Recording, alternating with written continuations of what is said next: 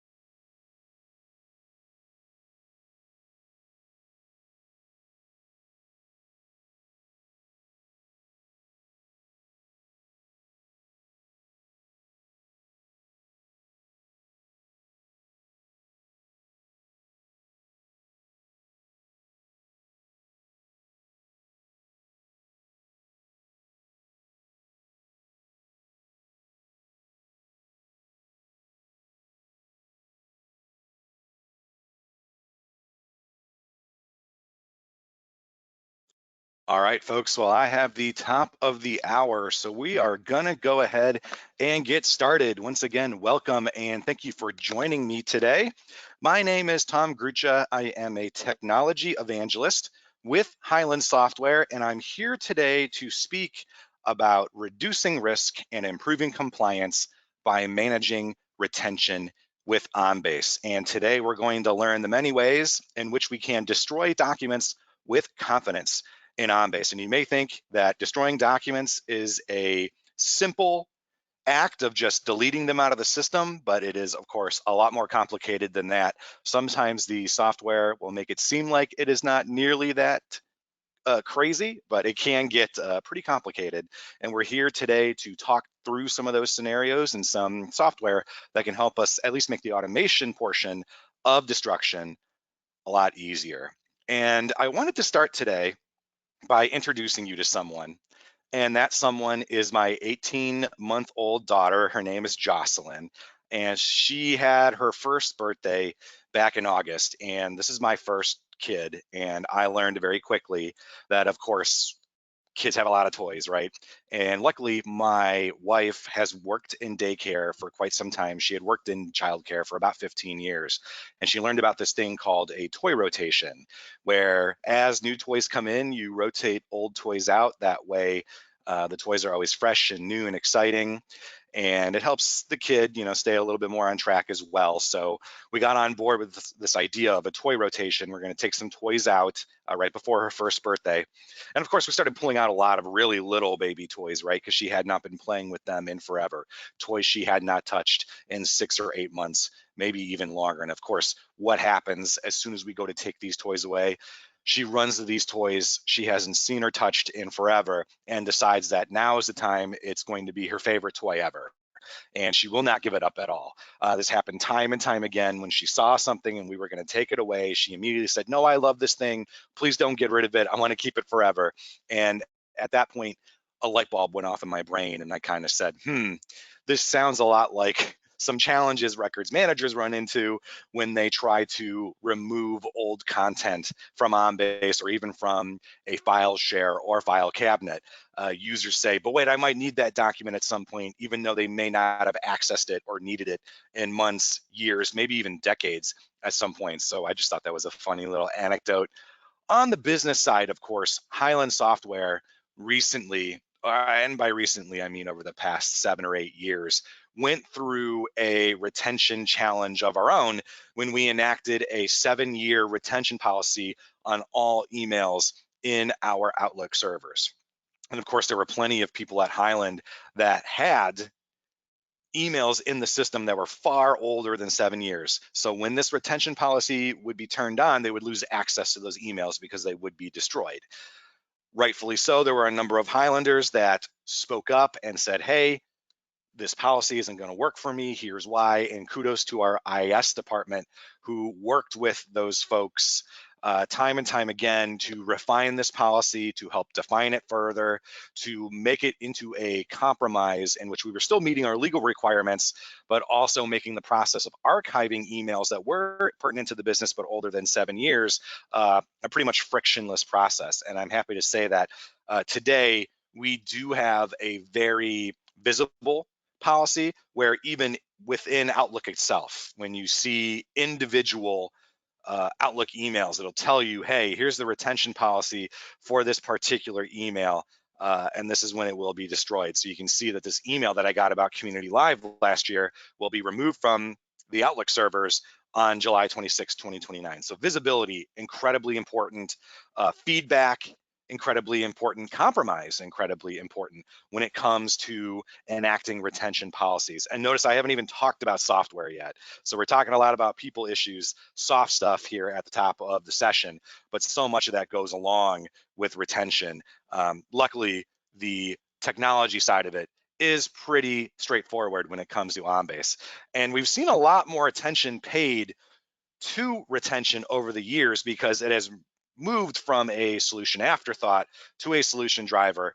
Part of this we can owe to the enactment of GDPR, the California Consumer Protection Privacy Act, and we're going to see additional legislation come down the pipe here in which retention is going to become a right in so much that users can dictate how long you can keep their stuff. And if they want their stuff destroyed, you have a legal right to do so within a certain time frame. So this is only going to become more and more important over time. Now, when it comes to allowing OnBase to manage retention, the systematic management of retention by a system like OnBase, of course, brings three things. The first being standardization. We can be sure that the policies are enacted in the same way every single time. Of course, OnBase brings automation in that nobody has to think about this. It's something that happens in the background. It's great for records managers to have that hands-on approach to destruction, to retention, but the standard OnBase user does not want to think about this. And OnBase can make sure that it just happens in the background. And more importantly, when you standardize something and you automate it, the process is carried out consistently every single time. The same steps are done in the same order, no matter what. So three big benefits, no matter what technology we're talking, by allowing OnBase to manage retention for you. Now, for many, many years, we have offered here at Hyland two ways to automatically destroy content within the system.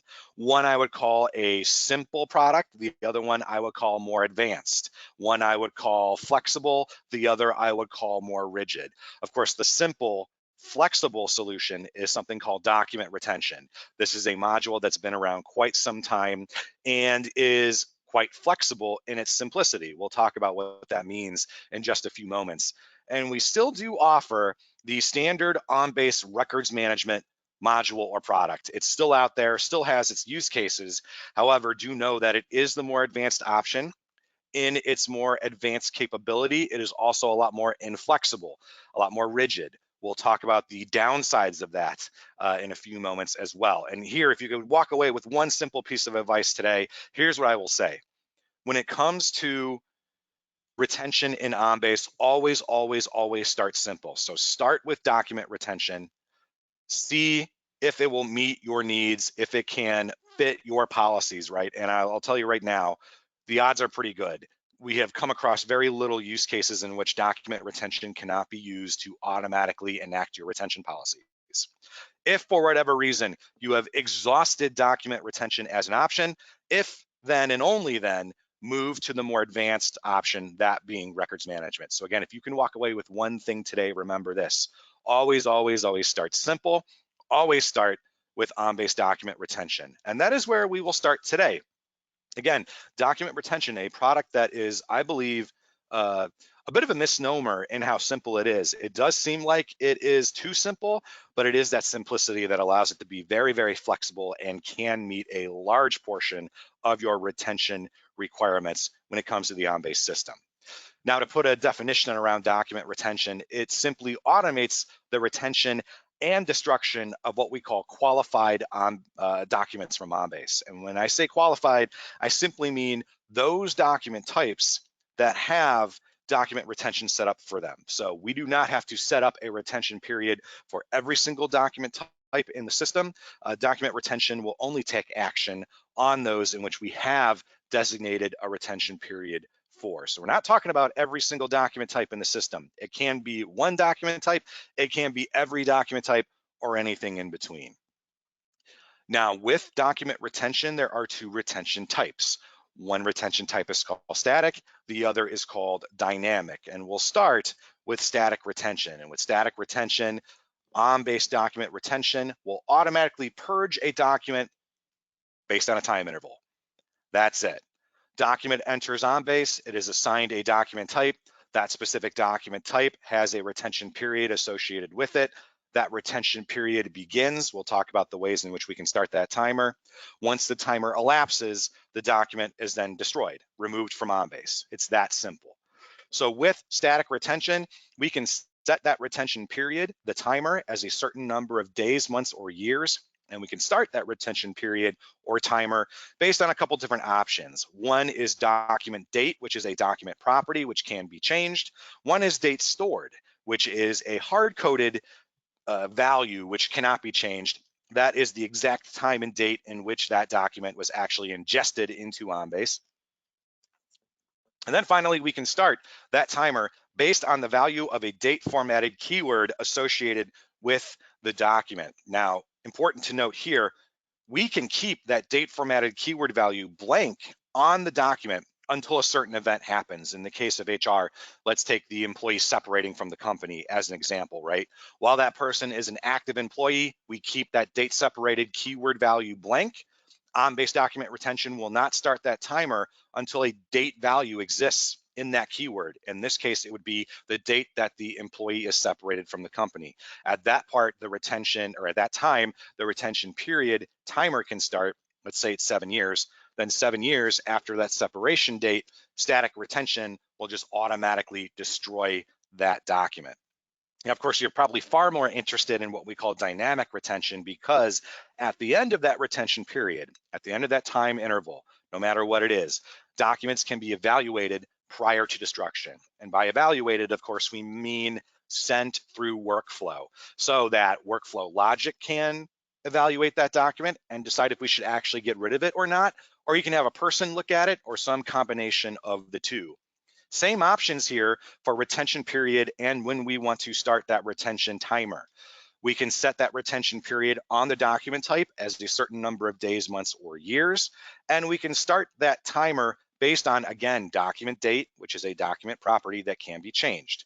Date stored, which is a hard-coded value, which cannot be changed, or the value of that date formatted keyword associated with the document, which again, if we leave blank, no action will be taken. But the second a date formatted value is added to that keyword field, document retention then knows to start that retention timer. At the end of that retention timer, the document, in the case of dynamic retention, will be sent to workflow for prior evaluation prior to destruction. And to just put some visuals behind it, just to sum up document retention. Document comes into the system, it is indexed, assigned a document type. That document type has a specific retention period associated with it. At some point, that retention period starts, whether it is based on document date, date stored, or the value of that date formatted keyword. That retention period starts, that retention period ends. In the case of static retention, that document at the end of the retention period is then automatically destroyed from the system. In the case of dynamic retention, that document is first sent to workflow for evaluation by additional workflow logic or by a person before it is then subsequently destroyed as well. So again, document retention, fairly simple. but it is that simplicity that allows it to be fairly flexible. And there's a number of ways we can incorporate additional workflow logic to address some more dynamic retention capabilities as well. So you do have the full power of workflow behind you as well here, because again, remember, when that document's retention period is up, in the case of dynamic retention, we send that document over to workflow. You can then treat that document just like any other workflow document, perform any number of automated workflow tasks on it.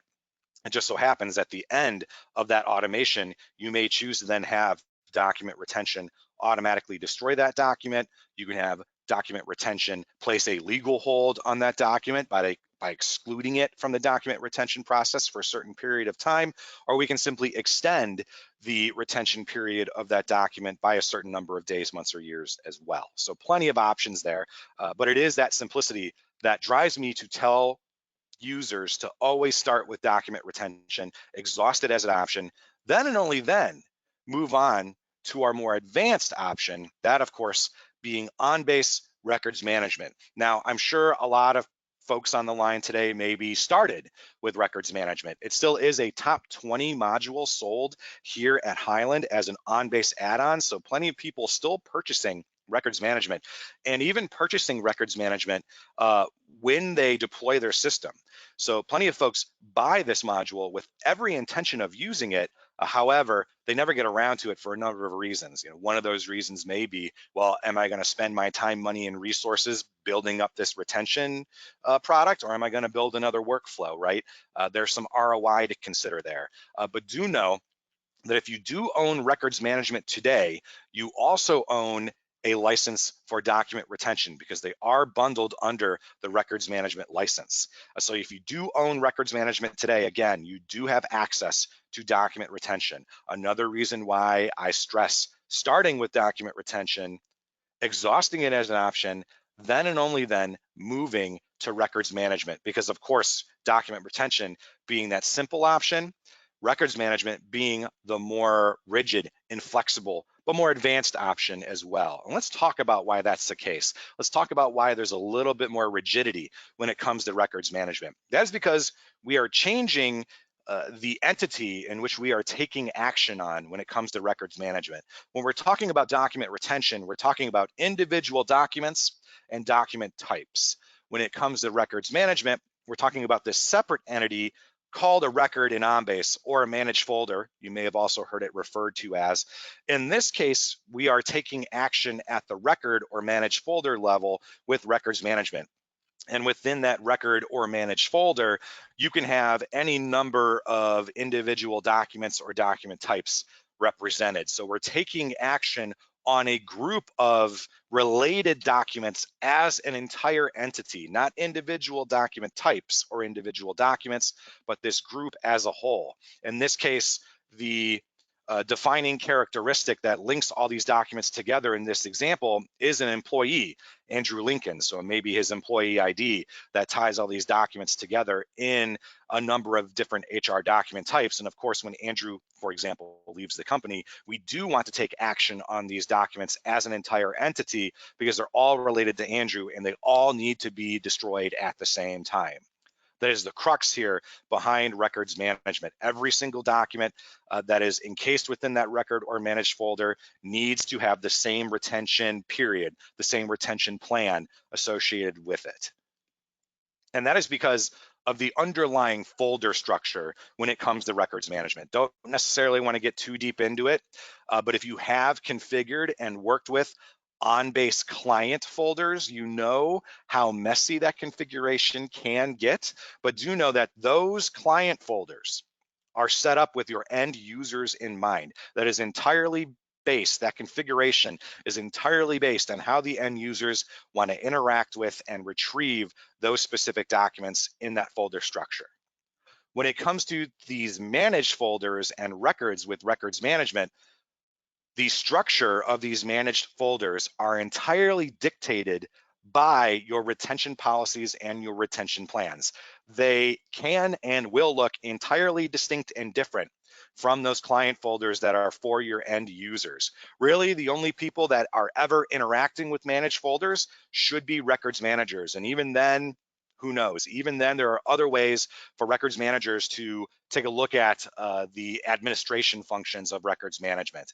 And it is this dichotomy between client folders and managed folders and the managed folder structure that makes records management itself more rigid, more complex, more advanced of a product. This is why I always point folks to document retention first, because when you start bringing folder structures into the mix, things can get pretty complicated pretty quickly. So just to put some visualization behind records management, again, documents come into OnBase, we assign them a document type in keywords. Based on that classification, those documents are then added to any number of those managed folders that we talked about, right? These managed folders represent an entity or a group of documents that we treat as a whole. Those documents then have a specific retention period associated with them. That retention period has to be shared across all those different documents and all those different document types. At some point, an external event is going to happen. We're either going to close that contract or that person's going to leave the company. Some event's going to happen that's going to tell records management, hey, it's time for you to close that record, and it's time for that retention timer or retention period to start. Once that retention period starts, the record is locked down. No documents can be added to that record, removed from that record, or modified within that record. That is something that is inherent to OnBase records management. Once that retention period ends, we can then either have that record and all the subsequent documents automatically destroyed, or once again, we can take that entity or record and route it to and through workflow to have additional logic executed on it and have a person actually sit down in front of OnBase, take a look at the documents within that record and actually decide, yes, this is a record we want to destroy. Let's go ahead and do that. Now, what I will say is one of the benefits of records management is that you do get a pretty nice administration interface that's available in all three clients. Here you see it available within Unity. We also have specific items in the right click menu for legal holds. You can see them here, place holds, view holds. You also have the ability to add in comments as you place legal holds as well, and that is entirely reportable as well. So you can produce a report of all holds and hold comments for a particular record. Now, don't get me wrong, you can absolutely place legal holds with document retention. We call them exclusions in the software. And when I say exclusions, you will essentially tell OnBase document retention, hey, don't do anything with this document until I say so. So document retention will ignore that document from a retention standpoint until the exclusion is lifted. Then document retention can go ahead and destroy that document. So once again, document retention can do legal holds. However, we don't call them legal holds in the software right now. With document retention, that process is called an exclusion. So that's what you'll see in the module reference guide. And of course, like I mentioned, you do have the ability to route records and manage folders through workflow using Unity lifecycles. So that allows us to take that whole record and route it from person to person for approval. If you want to do tiered approvals, you can do that within workflow as well. And if we do want to take additional actions or additional logic on those documents contained within that record, we can do that with Unity lifecycles as well. Just a couple options for final disposition or what we can do with that document at the end of its retention period with records management. We do have the ability to destroy the individual document files, but keep all the keywords. We also have the ability to purge that record and all the documents from the system. So in that case, we are going to dispose of all of the document files and all of the indexing data from the OnBase database as well. And you also have the ability to retain a record and all the subsequent documents within it forever in an unalterable state as well. And just so everybody knows, we do mean forever and we do mean unalterable. So if you choose that option, do know that we do mean business. Those documents will be in an uneditable state forever. And that is really only suggested if your retention requirements call for it. Now, in the case when it comes to both document retention and records management, if you do choose to destroy the document files but keep the keywords, OnBase will automatically generate for you a certificate of destruction anytime users attempt to retrieve that document in the system. Of course, when users do go to retrieve a document that has been destroyed, they will still get hits in their hit list, right? Because the keywords, the indexing, the metadata still exists in OnBase. So a hit will come back in the hit list. However, without these certificates of destruction, what the users would typically see would be a disk group error, right? Because the document files have been destroyed from the file servers. This is just a nice to have, a little bit of a quality of a life thing for users, so that when they do go to look for a document that has been destroyed, but we kept the keywords, they'll see this certificate of destruction instead. They'll get a little bit of context behind that document, what retention plan it fell under, when it entered awaiting approval status, when it was approved for destruction, who approved the destruction. And I'll just let you know that those keywords that you see there on the text document are dynamically generated. So if there are security keywords or keywords that that particular user does not have visibility into, they won't be rendered as a part of the certificate of destruction. So some extra protection there. But this is something that is generated by default with both document retention and records management if you choose to keep the keywords but destroy the document files when the retention period is up. And of course, the goal with records management is to fully automate the entire process, right? Everything from the ingestment of the documents and classification to the management of those documents within those managed folders, to even the posting of an event. If that event happens in a third-party system, for example, if you are tracking HRIM information, and that is where we get that event trigger for separation. There are many ways we can ingest reports from that third-party system, have them parsed within OnBase, have those individual reports trigger a separation event for records management. That is all because there are a number of workflow rules and actions specific to both document retention and records management that allows the trigger of events from a third-party system to happen. So do know that we do have that type of integration there, where if that event is tracked in a third-party system, there are ways to relate that event back to the documents being stored in OnBase. And of course, all the way from attention to destruction, the goal is fully automated records management, no matter if we're talking OnBase document retention or we're talking OnBase records management, the product. Now, of course, been doing this a while. I've been evangelizing the OnBase records management products for about 10 years now.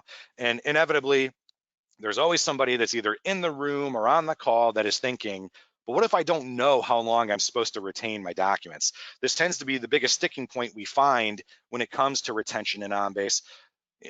The technology has been around for quite some time. It's very mature.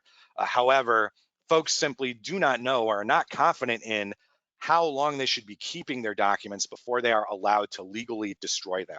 And this is where governance rules as a service comes in, or you might have heard it referred to as GRAS.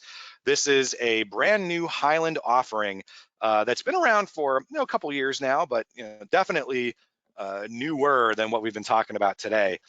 We have partnered with Iron Mountain and the retention experts with that company to provide a fully researched, fully vetted retention schedule handed to you in the form of Iron Mountain Policy Center. It is an evergreen retention schedule that is constantly vetted by Iron Mountain's team of international lawyers who essentially specialize in retention legislation.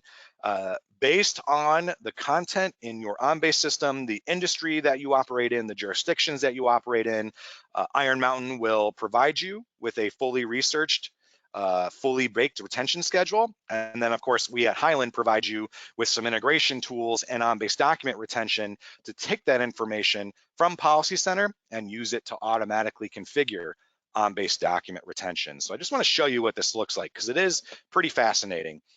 So this is Iron Mountain Policy Center. This is the web version of your fully researched, vetted, and provided retention schedule. Here we see for each document type that you have in OnBase, you will be provided with all of the pertinent retention information. There we see what the retention trigger should be. We see what the minimum retention period should be as well. And you can actually drill one step further, where you can actually get the letter of the law, the citations that Iron Mountain's team of international lawyers used to come up with that retention information. So you can actually drill down and see the actual legal citations that were referenced to come up with that retention period and that retention trigger. So this eliminates a lot of the back and forth, the endless meetings, the guesswork involved in coming up with a retention schedule. You can offload this burden to Iron Mountain, and through governance rules as a service, we at Hyland can then actually take that information and use it to automatically configure document retention for you. This is the integration piece called the Hyland Retention Connector. On the left here, you see the retention information coming from Iron Mountain Policy Center.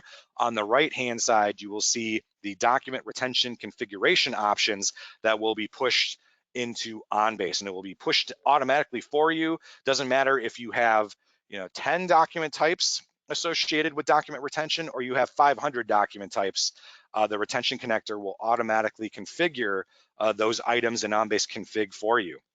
And I'll just show you what document retention looks like when using governance rules as a service. These are the configuration options you will see for each individual document type. As you can see here with this screenshot, those options are actually grayed out. Those options are grayed out by governance rules as a service. You see a yellow banner there saying settings are managed by an external system. That external system is Iron Mountain Policy Center. So this information comes from Policy Center. It is pushed into OnBase and document retention by the Hyland Retention Connector. And we actually do not want any changes made in OnBase. We want those changes made in Policy Center first and pushed into OnBase via that retention connector, because we want Iron Mountain Policy Center to be the gold standard, the truth when it comes to retention policies at your organization. So to sum up, governance rules as a service, it's a three-part solution. One part is access to Iron Mountain Policy Center. That is where your retention rules will be defined, again, by that team of international lawyers at Iron Mountain that provides that legal library of citations for common retention periods. We then use OnBase document retention to enforce those same retention rules that are defined in Policy Center. And we also provide, as a part of this solution, the Hyland Retention Connector to take that information from Policy Center and use it to automatically configure OnBase document retention. And as we begin to wrap up here, just wanted to make mention of physical records. We talked a lot about digital records, digital documents today, documents and data stored in OnBase, right? But that's not the end of the story, because we do have a specific module for OnBase called Physical Records Management, or PRM, that will allow you to manage the location and descriptions of physical objects right alongside the digital objects that they may be related to. I think the best way to think of this is what is essentially an electronic form, right, that represents a physical item or a box somewhere. It's great to have that visibility to know when you're searching in OnBase, hey, there are physical items related to this particular document as well.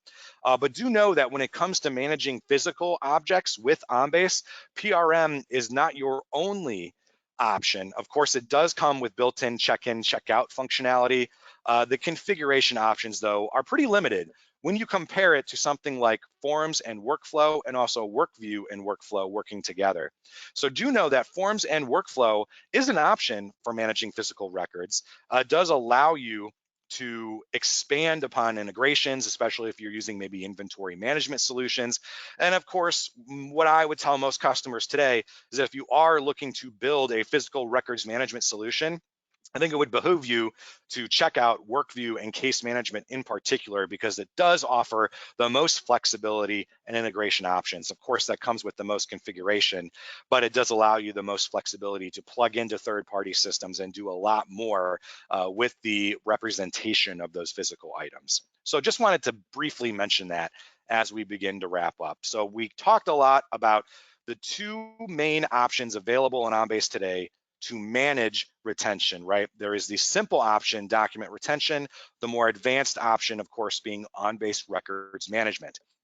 Very flexible document retention, very rigid, a lot more inflexible, that's OnBase records management. Always, always, always start with document retention, essentially exhaust it as an option, If then and only then, move on to records management. So here's a little cheat sheet for you. This is available on the product community today.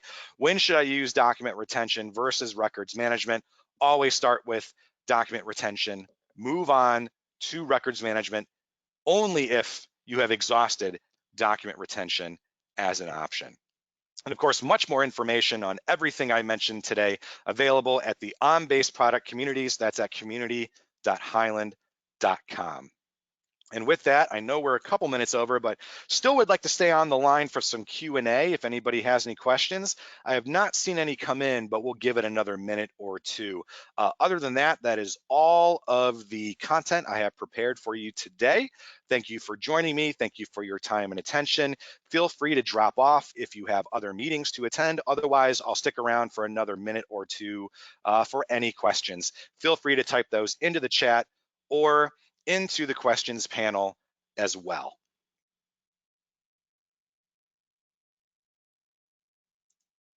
Pricing for grass, great question. It's a little bit more complicated than what I wanted to get into today, but do know at a general level, it is based on tiers.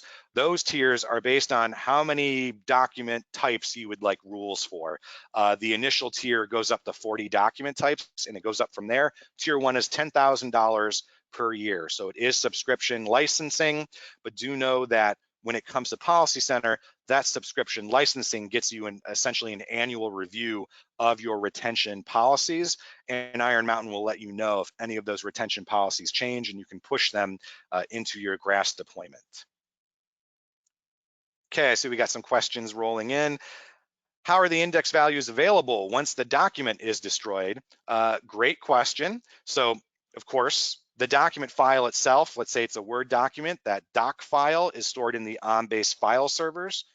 The indexing information, the metadata, the keywords, that's stored in the OnBase database. If I choose to only destroy the document file itself, the actual file in the file server, that means the indexing values, the keywords will still be available in the OnBase database. So there is a distinction to be made there. Whether you keep one over the other or you destroy both will be entirely dependent upon your retention policies.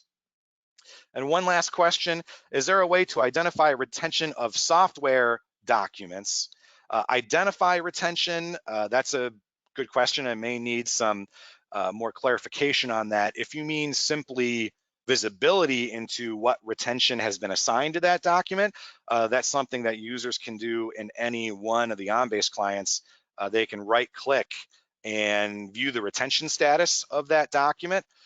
They can see if that document has a retention period associated with it. They can also see what the disposition date or the destruction date of that document should be based on a date forward calculation. And I believe that is the end of the questions for today, folks. Once again, thank you for your time and attention. Thank you for the questions. And as always, if you have additional questions, you want to learn more, community.hyland.com. You'll find individual product communities for records management, for document retention, for governance rules as a service. Thanks again, and we will see you at the next webinar. Thanks, everybody. Bye-bye.